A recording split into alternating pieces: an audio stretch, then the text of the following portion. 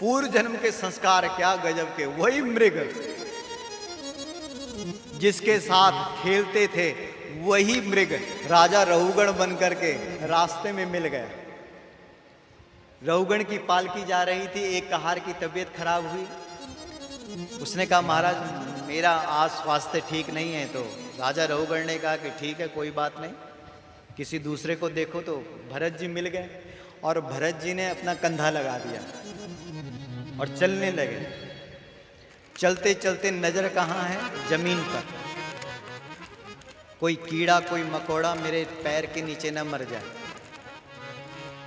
अचानक कीटों की पंक्ति देखी तो उछाल मारी, सिर टकराया राजा का। राजा रहुगण ने कोड़ा निकाला और पीठ पर धाड़ से मारा।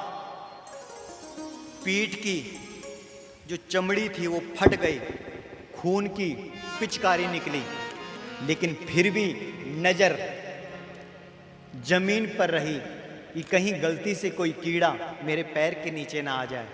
राजा बड़ा समझदार था। राजा रहुगण ने कहा ये कोई सामान्य आदमी नहीं हो सकता है, जिसको अपना दर्द न लगे, जिसको अपना कष्ट महसूस ना हो और दूसरे का कष्ट महसूस हो, वही सच्चा साधु हो सकता है। समझ रहे हो? अपना कष्ट संसारी को महसूस होता है, जो यही चिल्लाता रहता है कि यार मुझे कष्ट मिल गया, मेरे जीवन में दुख है। अरे भाई, जो दूसरे का दुख देख करके द्रवित होता है, जिसको अपना कष्ट न लगे, दूसरे का ही कष्ट जो महसूस करे, वही साधु होता है। इसलिए पैर पकड़ लिए राजा रहुगण ने, कहा बताइए आप कि आप कौन हैं। तो तब सुनिए, बड़ा सुंदर का कस्त्वं निगूढ़श्चरसि द्विजानां विभर्सि सूत्रं कतमो वधूतः कस्यासि कुत्रत्य इहापि कस्मात् क्षेमाय नश्चेदसि नोत शुक्लः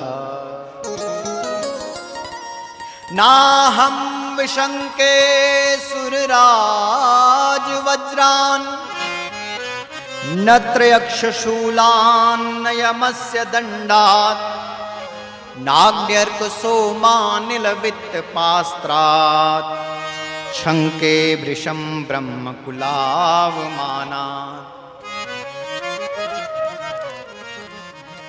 बड़ा गजब बोला ये राजा रहुगण। बोला महाराज बड़ा डरता हूं मैं। बोला किससे? बोला आत्मज्ञानी ब्राह्मणों से।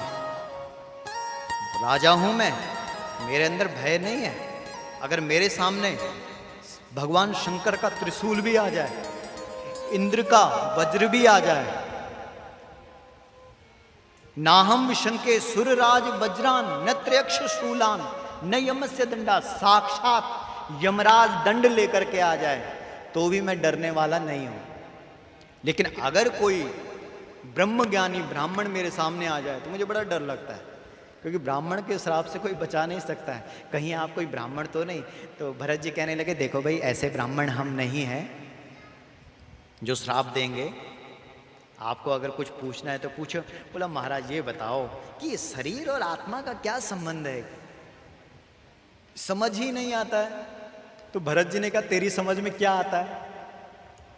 बोला मुझे तो ऐसा लगता है कि जिस प्रकार से पात्र में रखा हुआ जो पानी होता है, उसके अंदर जो चावल होता है, तो जब वो आग में रखा जाता है तो आग की उष्णता उस पात्र को गर्म कर देती है और उसके बाद पानी भी गर्म हो जाता है, जो अंदर रखा हुआ चावल है वो भी पक जाता है।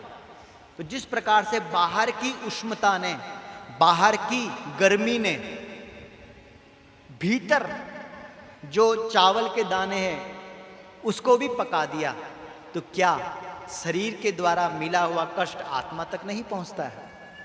भरत जी ने कहा अरे बात तो तू बहुत बड़ी कर रहा है भाई मेरे। जिस चीज का तू उदाहरण दे रहा है वो उदाहरण जड़ है, समझ रहे हैं आप।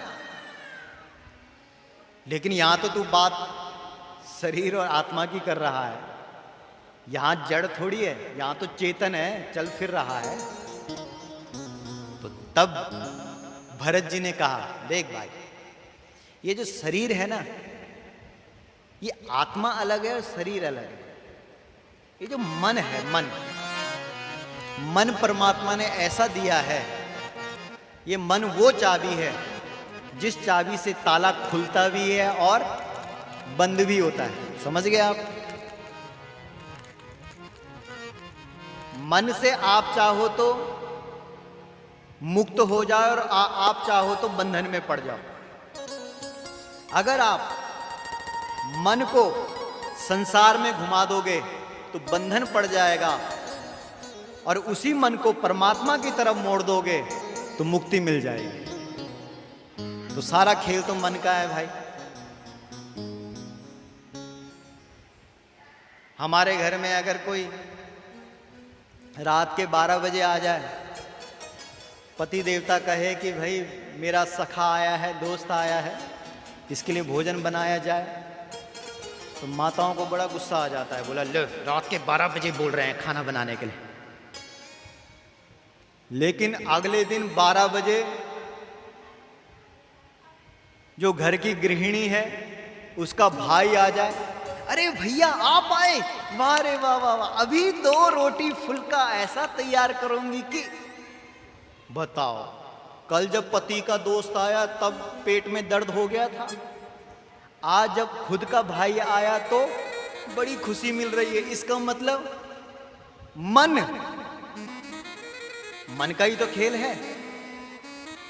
मन ही बंधन है और मन ही मुक्ति है।